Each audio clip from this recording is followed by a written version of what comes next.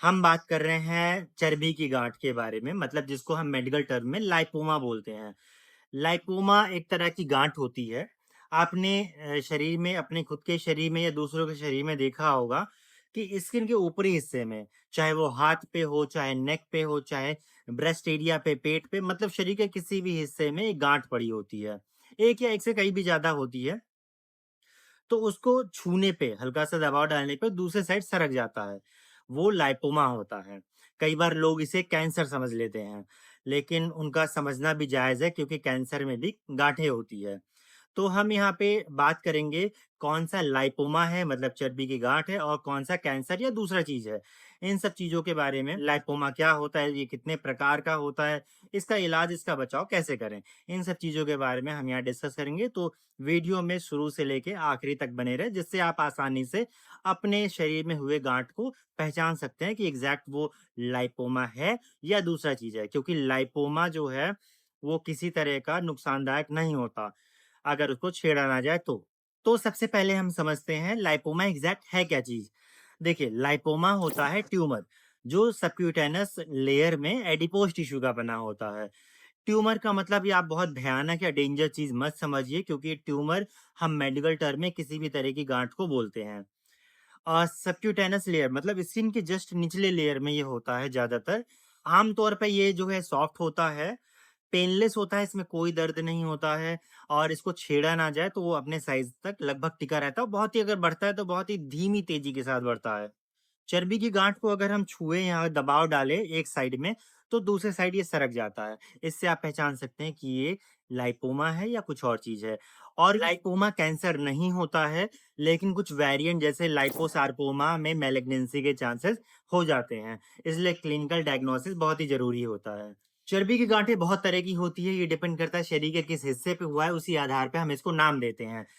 सबसे ज़्यादा जो होता है वो सबक्यूटेनस लेयर पे होता है, खासकर आपको भी वही चीज़ हुआ होगा। स्किन के जस्ट निचले लेयर पे होता है, इसको बोलते हैं सुपरफिशियल सबक्यूटेनस लाइपोमा। जो थोड़ा गहराई में, मतलब मांसपेशियों के अंदर होता है, उसको डीप लाइपोमा बोलते हैं। अगर खून की नली के साथ वो या उसके नीचे हुआ हो या उसके आस-पास हुआ हो, तो हम उसको बोलते हैं एंजियोलाइपोमा। स्पाइनल सेल लाइपोमा ज़्यादातर गर्दन और पीठ पर होता है। मल्टीपल फैमिलियल लाइपोमाटोसिस खासकर तब होता है, वो जो जेनेटिकली चला आ रहा है उसको बोलते हैं। एक और लाइपोमा होता है जो काफ़ी रेयर होता है, जो ब्राउन फैट का बना होता है, उसको हम हाइबरनोमा बोलते हैं। चर्बी की गाँठें होती ही क्यों है शरीर में? ये ज़्यादातर देखा जाता है जेनेटिक म्यूटेशन के कारण होता है, जिसमें एचएमजीए2 जीन रिस्पॉन्सिबल होते हैं। और कुछ देर पहले जैसे मैंने आपसे डिस्कस किया कि ये फैमिलियल लाइपोमाटोसिस होता है, मतलब माँ-बाप से बच्चों में आता है ये। मोटापा कुछ खास कारण इसमें नहीं देखा गया है, और लेकिन अगर असामान्य तरीके से चर्बी आपके शरीर में बढ़ रहा है, तो कई बार किसी एक जगह इकट्ठा होना शुरू हो जाते हैं, तो ये देखा जाता है। अच्छा, कुछ सिंड्रोम में खासकर देखा जाता है, जैसे डार्कम्स डिज़ीज़ में देखा जाता है, और एक मैडेलंग डिज़ीज़ होता है, उसमें भी ये देखा जाता है। चलिए, अब बहुत ही खास चीज़ के बारे में डिस्कस करेंगे कि आप कैसे पहचानेंगे कि ये चर्बी की गाँठ है या कैंसर या दूसरी तरह की गाँठ है। तो सबसे पहले हम बात करते हैं साइज़ की। जो चर्बी की गाँठ है उसकी साइज़ 1 सेंटीमीटर से 10 सेंटीमीटर तक भी हो सकती है, और चर्बी की जो गाँठें होती है वो एक साइड में दबाने पे इधर-उधर भागता है। लेकिन जो कैंसर या दूसरी तरह की गाँठें होती है, वो इधर-उधर नहीं भागता, वो अपनी जगह पे स्टेबल रहता है। चर्बी की जो गाँठें होती है वो नरम होती है, और खासकर इसमें कोई दर्द नहीं होता। लेकिन बार-बार अगर चर्बी की गाँठ को छेड़ा जाए तो उसमें हल्का दर्द महसूस होता है, वो भी छूने पे। लेकिन अदर तरह की जो गाँठें होती है वो हार्ड टिश्यू का बना होता है, मतलब उसको छूने पे वो कड़ा-कड़ा रहता है, और उसमें दर्द थोड़ा ज़्यादा होने के चांसेस रहते हैं। चर्बी वाली गाँठ में, वहाँ पे जहाँ पे हो रखा है ये गाँठ, वहाँ पे स्किन का कलर बदलता नहीं है। लेकिन अदर तरह की जो गाँठें होती है, वहाँ पे स्किन का रंग बदलना शुरू हो जाता है। चर्बी की गाँठ में जो कॉमन जगह होता है जहाँ पे ये ज़्यादातर देखा जाता है, वो हाथ में है, चेस्ट एरिया पे है, और मतलब स्किन के खासकर ऊपरी हिस्से में ज़्यादातर ये बढ़ना शुरू होता है। यही कुछ खास आप सिम्पटम है जिसके ज़रिए आप पता लगा सकते हैं। बाकी क्लिनिकल डायग्नोसिस में, मतलब हम जो डॉक्टर को अगर दिखाया जाता है, तो ज़्यादातर हम स्किन के ऊपरी लेयर में देखते हैं।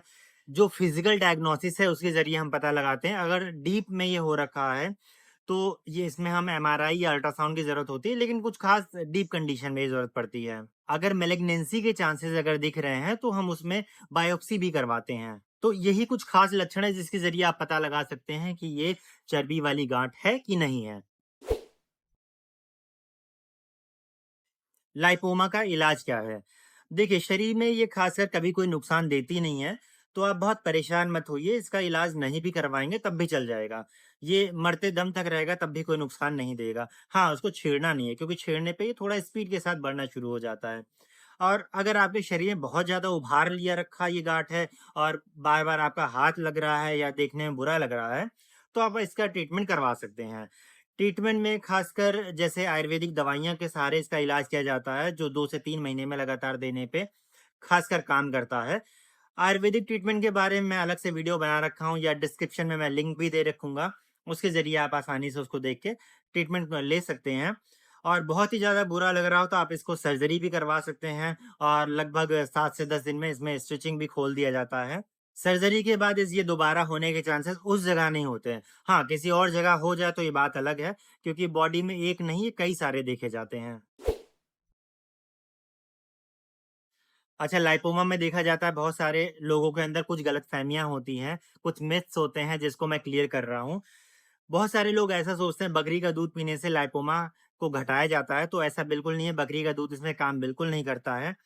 और साथ में कुछ लोग समझते हैं कि हल्दी लगाने से लाइपोमा को घटाया जाता है, तो ऐसा बिल्कुल नहीं है।